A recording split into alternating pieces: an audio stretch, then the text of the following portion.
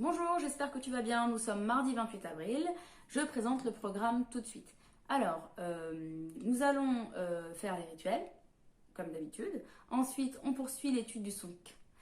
On continue à étudier les figures planes, d'accord? Donc en géométrie. On fera un peu de production écrite à partir d'une nouvelle planche du petit poilu. Et enfin, on fera un peu de grammaire. Voilà.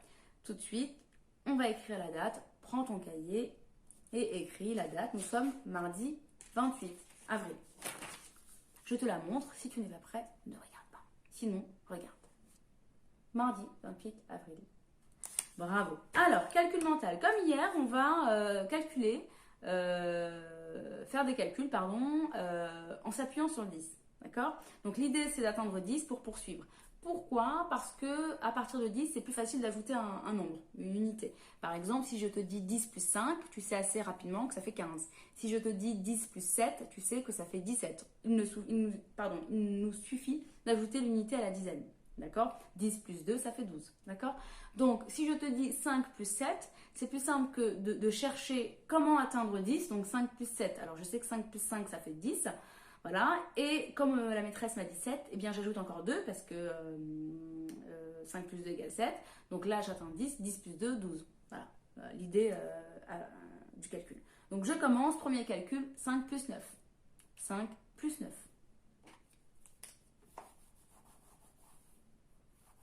Je donne la réponse, c'est 14. D'accord? 5 plus 9 égale 14. 5, déjà, combien j'ajoute à 5 pour arriver à 10? J'ajoute 5, donc c'est ce qui me fait arriver à 10. Et une fois que je suis à 10, je cherche à poursuivre le calcul. Donc 9, c'est 5 plus 4, donc il me reste 4 à ajouter. Ça me donne 14. D'accord? Deuxième calcul, 7 plus 6. 7 plus 6. Je donne la réponse. D'accord? 7 plus 6. 7, j'ajoute combien à 7 pour arriver à 10? 3. On sait que 7 plus 3 égale 10. 6, c'est 3 plus 3, donc il faut encore que j'ajoute 3. Donc 7 plus 3, ça fait 10, et donc ça donne 10 plus 3, 13. D'accord? Je continue. 6 plus 8. 6 plus 8.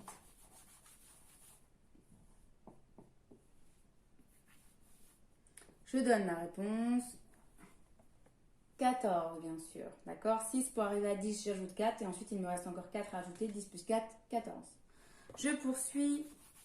8 plus 4. 8 plus 4. Tu peux faire pause si tu n'es pas prêt. De mon côté, je donne la réponse. Et la réponse est 12.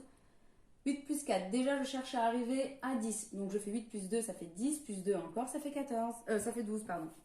Je continue. Dernier calcul. 9 plus 7. 9 plus 7. 9 plus 7. Je donne le résultat. Comment je fais pour atteindre 10? J'ajoute 1. Donc, il ne me reste que 6 à ajouter. Et donc, j'arrive au résultat qui est 16. Ok? Très bien. J'ai terminé pour le calcul mental. Exerce-toi si tu veux. Continue à faire ce type de calcul avec ta famille. Alors, tu prends ton ardoise et... tu gardes ton ardoise plutôt. Je vais te donner quelques mots à écrire. D'accord? Donc, premier mot. Le mot porte. Porte. Porte. Porte. Donc, on entend tous les sons. Porte. Quand tu es prêt, regarde la réponse. La voici. Porte. Tu vois, le O accroché au R, il s'écrit comme ça. Porte. Enfin, le R s'écrit comme ça. Ensuite, je continue. Deuxième mot, le mot virage. Virage. Tu peux faire pause. Et quand tu es prêt, regarde la réponse. La voici. Virage. Là aussi, nous entendons tous les sons. Je continue. Tu vas m'écrire maintenant le mot louve. La femelle du loup. Louve. Une louve.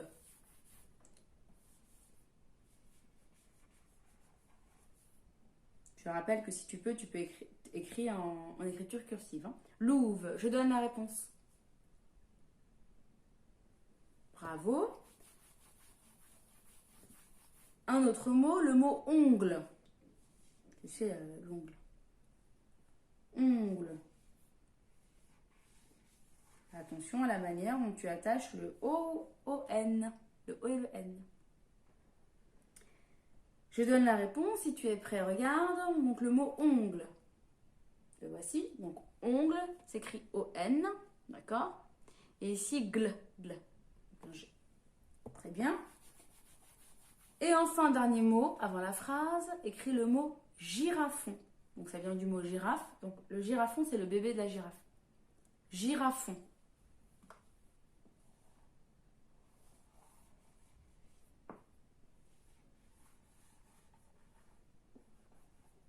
Si tu es prêt, regarde la réponse, je la montre. Girafon. G et I, d'accord? Donc G devant I, E, Y, je rappelle que ça fait J. Donc girafon, ça s'écrit avec un G. Girafon. Ouais, d'accord? Bravo. Alors maintenant, je vais te donner une phrase. Tu peux ou pas l'écrire, d'accord? Tu es prêt? Prête? Je te donne la phrase. La voiture tourne dans le virage. La voiture tourne dans le virage. D'accord? Donc, 1, 2, 3, 4, 5, 6 mots. La voiture tourne dans le virage. N'oublie pas la majuscule et le point. La voiture tourne dans le virage. Tu peux faire pause et réécouter si tu as besoin. D'accord? Donc, je l'écris pour te la montrer. Fais pause si tu n'es pas prêt. Hein.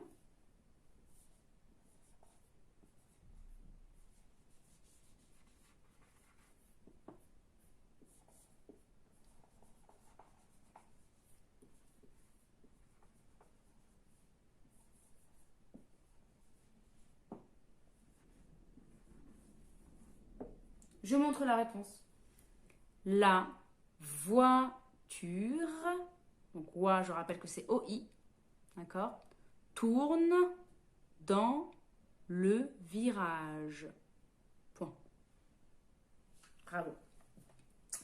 Je vais terminer avec la dictée. Je passe au dernier rituel. En ce moment, nous travaillons sur les mots intrus. Donc, comme hier, je vais te donner une liste de mots. À toi d'identifier le mot intrus, c'est-à-dire le mot qui n'a rien à faire dans cette liste, qui n'a pas sa place. Je commence. Donc,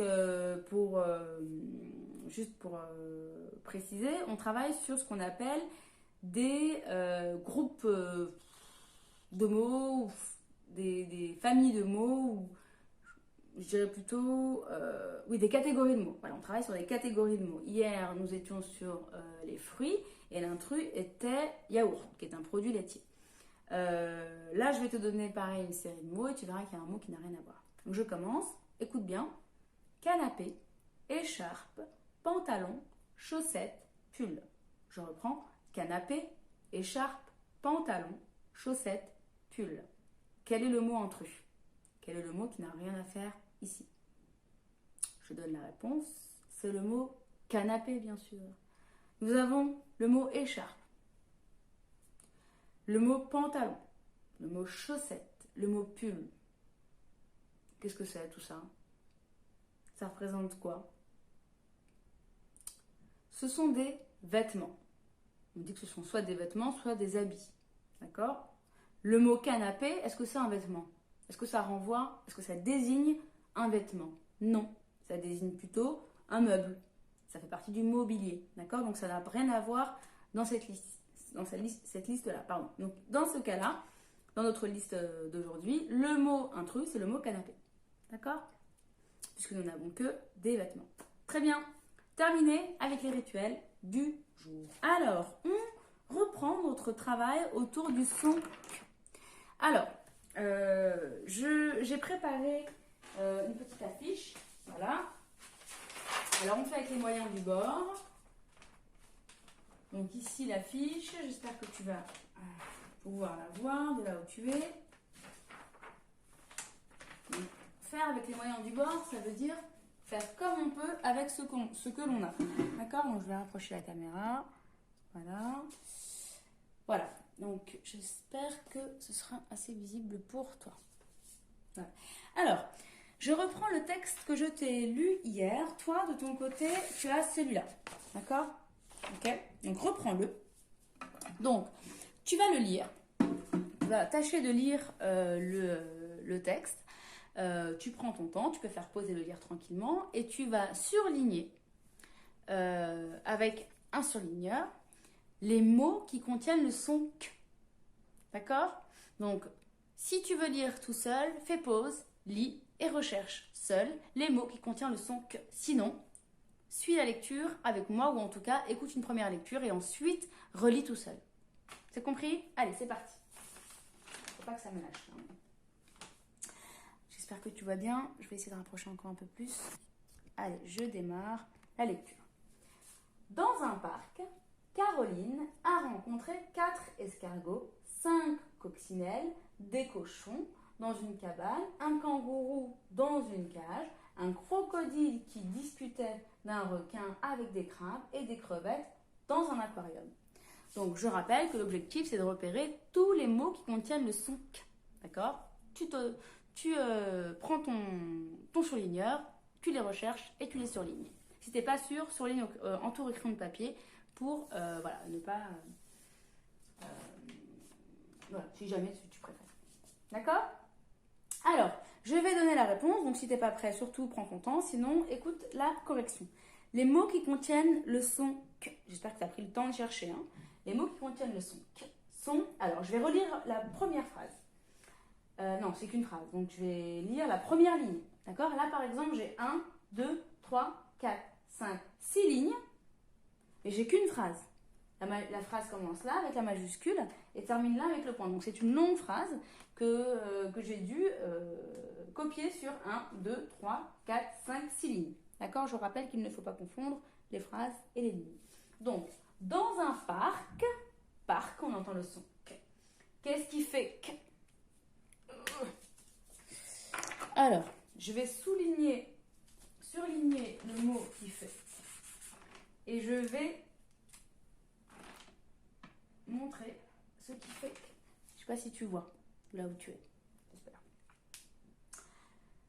Dans le mot ensuite, donc dans un parc, Caroline a rencontré 4. Donc, Caroline a rencontré 4. Donc Caroline a rencontré 4. Donc ici aussi on a le son K plusieurs fois. Alors qu'est-ce qui fait K? Est-ce qu'on voit là que c'est souligné? Qu'est-ce qui fait K? Ici le C, ici le C et ici QU. D'accord? A rencontré 4 escargots. Donc escargots. Je vais changer de méthode. Je suis désolée. Mais en fait, c'est mieux de surligner. Donc, à partir de la seconde ligne, maintenant, je vais surligner uniquement ce qui fait que. Parce que ça ne se voit pas là. Je crois qu'on ne voit pas de mots. D'accord? Donc, je ne vais surligner que les lettres, là où les lettres qui font le son K. D'accord? Donc, dans un parc, Caroline a rencontré 4 escargots. Ici. Le C qui fait K. 5 coccinelles. Donc, 5 coccinelles. Ici, K, à la fin du mot 5. Au début du mot coccinelle. Coccinelle. Des cochons. Donc, cochon. Cochon. Dans une cabane. Ici, un C. Ici. Un kangourou. Voilà, ce qui fait que. Dans une cage. Ici, c'est le C. Un crocodile. Alors, je préfère 1000 fois quand c'est vous qui venez faire ça. Oui, d'habitude en classe, c'est toi qui viens faire ça avec tes camarades. Dans une cage, un crocodile qui, ici dans le mot qui, ce qui fait le son Q, ce n'est pas uniquement le Q, c'est le Q et le U, qui discutait, donc ici le C, d'un requin, donc ici je surligne le Q et le U d'un requin, avec, ici je surligne le C dans le mot avec, des crabes, dans le mot crabe je surligne le C, et des crevettes, dans le mot crevette, c'est le C qui fait. Dans un aquarium, et dans le mot aquarium, le dernier mot, ce qui fait, c'est le Q et le U. Alors voilà, donc ici j'ai surligné toutes les lettres qui faisaient le son K. D'accord? Donc, finalement, qu'est-ce qu'on observe? On observe qu'il existe différentes manières d'écrire le son Q. Alors, je vais faire comme en classe. Je sais que tu adores mes belles oreilles. La manière dont je dessine les belles oreilles. Alors, je vais faire rien que pour toi. Donc, j'entends Q. Donc, et voilà la jolie oreille de la maîtresse. Si tu vois. Voilà, j'ai redessiné une autre oreille parce que l'autre n'était pas visible. Donc, ça, c'est une oreille. Hein. D'accord? Donc, j'entends Q. Alors, en phonétique, dans l'alphabet phonétique, le son Q est représenté par cette lettre, le K. D'accord? J'entends Q. Je vois. Alors là, comme d'habitude, je vais faire un bel œil. Sachez bien les faire, hein, les yeux. D'accord? Les oreilles, je ne fais pas très bien. D'accord? Donc, j'entends Q. Je vois. Eh bien, quelles sont les différentes manières d'écrire le son Q? Allez, essaye de donner des réponses, même si je ne t'entends pas, c'est pas grave. Différentes manières d'écrire le son Q. Alors oui, on peut écrire le son Q avec un C. Bravo. Alors, avec un C, hop. Donc, on peut écrire Q avec un C. Tu me donnes un exemple? Réponds, même si je ne t'entends pas, c'est pas grave. Un exemple de mot qui s'écrit avec C. Bravo. Le mot parc, par exemple. Ici, parc. Très bien, je continue. Comment est-ce qu'on peut encore écrire le son Q? Avec C, avec quoi encore? Regarde hein, les façons de s'écrire, hein, ce qu'on a surligné nous. Ici, dans ce mot, par exemple, oui, on peut écrire le son Q avec un Q ou avec Q et U. Donc, soit Q tout seul, soit QU. Est-ce que tu as des exemples? Regarde dans le texte. Oui, bravo. Ici, par exemple, le mot 4 s'écrit QU. Autre façon. Enfin, autre endroit où on a le Q. Dans le mot 5. Il est où le mot 5? Il me semblait qu'on l'avait. Voilà. Là. 5. Et tu remarqueras que là, par contre, dans le mot 5, c'est un seul Q. D'accord? Très bien. Comment on peut encore écrire le son Q? Autre façon.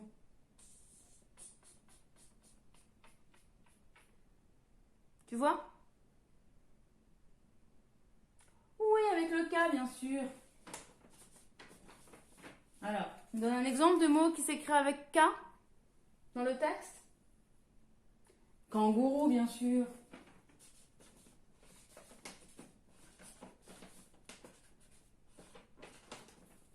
Voilà les différentes façons d'écrire le son.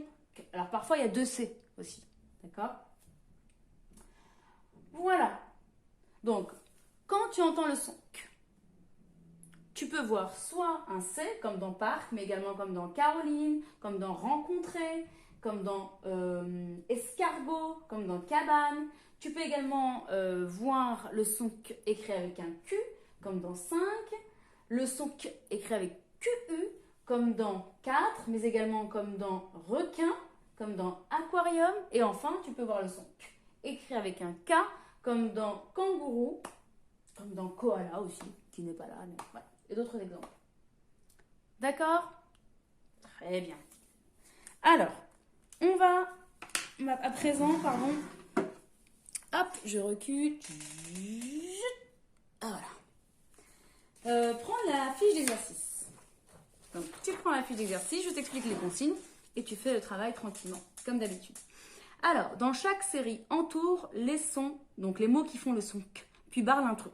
Donc, dans chaque liste, là, dans chaque colonne, il y a un intrus, c'est-à-dire un mot qui ne contient pas le son Q. Donc, ce n'est pas parce que tu vois les lettres que le son est présent.